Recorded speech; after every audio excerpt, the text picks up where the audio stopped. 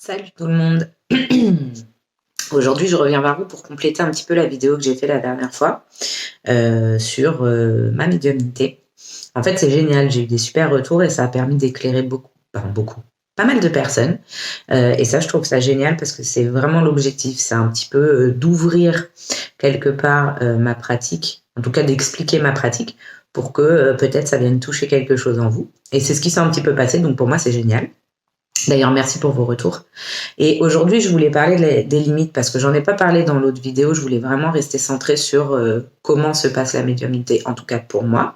Et vraiment, l'objectif, c'était parler de moi parce que j'ai pas de visibilité sur les autres médiums et que chacun fonctionne différemment. Donc, il y a certainement encore plein d'autres choses à dire et d'autres médiums le feront très bien.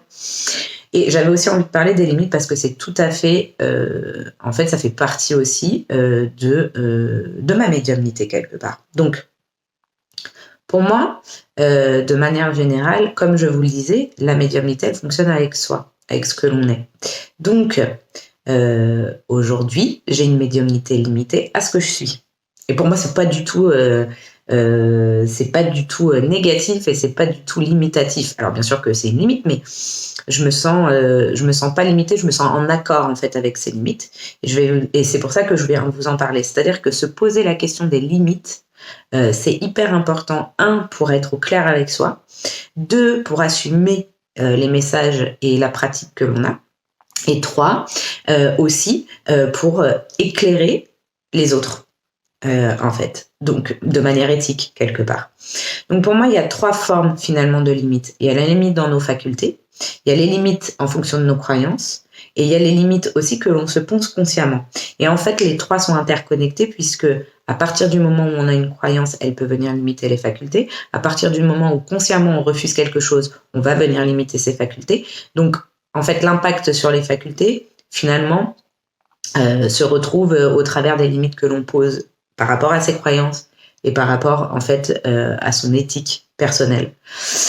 Quelque part, et les facultés peuvent être limitées d'elles-mêmes, c'est-à-dire que pour bien vous expliquer, moi par exemple je suis empathe, donc ça je l'ai expliqué dans l'autre vidéo, et mon empathie c'est une connexion directe à l'autre. Voilà, je me pose pas la question, je reçois l'émotion de l'autre, je voyage en fait un petit peu dans son univers, dans ses mots, en tout cas c'est une expérience sensorielle directe avec l'autre.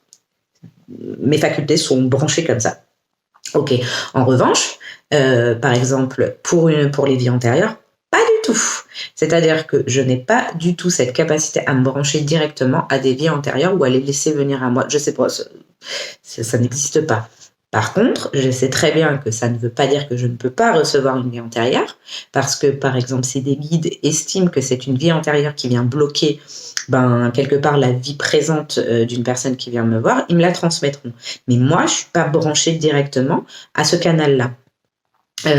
Du coup, et après, je ne mets pas. Pour moi, ce sont des limites évolutives, c'est-à-dire que c'est des limites que je constate aujourd'hui qui sont ok pour moi aujourd'hui. Demain, ça peut changer. La pratique que j'avais au départ n'est pas celle que j'ai aujourd'hui. Elle a nettement évolué et tous les jours, je vois de nouvelles choses. Donc pour moi, ça c'est ok.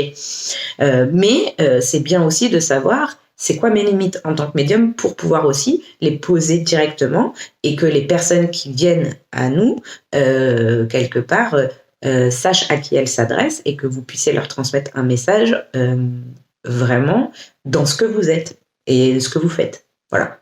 Donc ça, pour moi, c'est important. Par exemple, je fais pas de voyance. Enfin, en fait, je fais de la voyance, mais je suis pas voyante.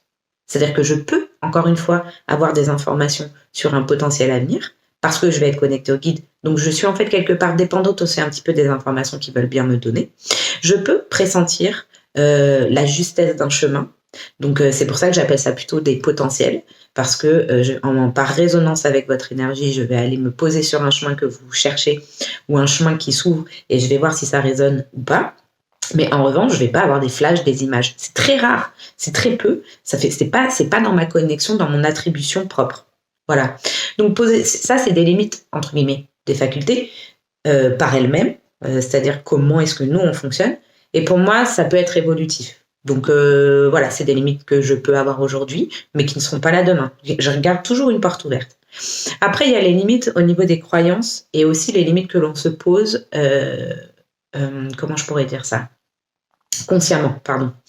Donc en fait, quand on a certaines croyances, ou qu'on ne veut pas croire, parfois ça nous pose des limites. Par exemple, alors, pour ceux qui me connaissent, j'ai un caractère un petit peu, revêche. Voilà, ça c'est des guides qui m'ont dit ça un jour. Ils ont pas tellement tort. Hein.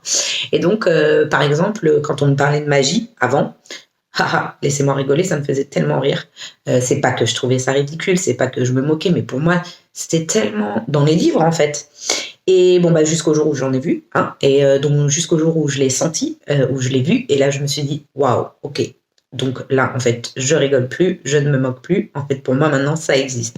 Donc, c'est pas que j'étais dans le rejet, c'est qu'en fait, je suis quelqu'un d'assez méfiant, et je vais pas dire que j'ai besoin de voir, ça a évolué. J'ai pas besoin de voir pour croire aujourd'hui, mais c'était le cas auparavant. Aujourd'hui, j'estime que je vois tellement de choses loufoques aux yeux des autres que je peux me permettre de potentiellement croire, même si j'aime bien voir quand même par moi-même.